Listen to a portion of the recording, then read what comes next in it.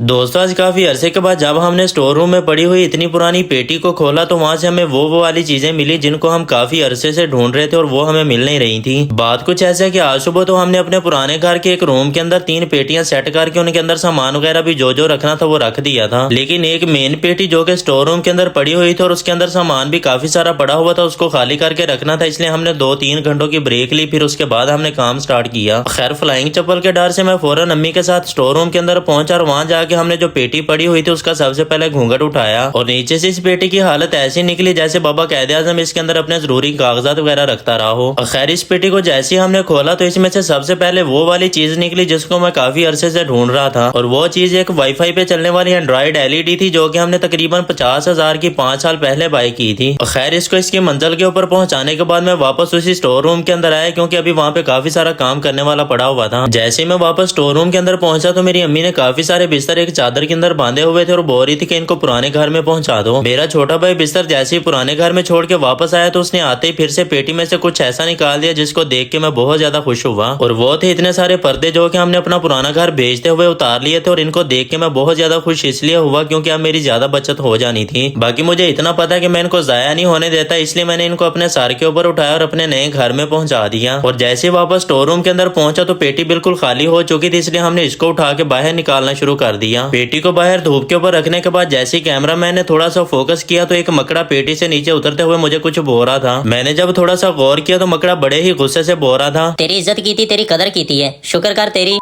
खैर मकड़े की बदतमीजी को मैंने ऐसे इग्नोर किया जैसे पाकिस्तानी सरकार ने पाकिस्तानी अवाम को इग्नोर किया हुआ है। बाकी हमने अपना फालतू सामान सारा ठिकाने लगा दिया था, लेकिन अभी भी मेरे स्टूडियो की सेटिंग बाकी थी। दोस्तों लाइक फॉलो और सब्सक्राइब कर दीजिएगा।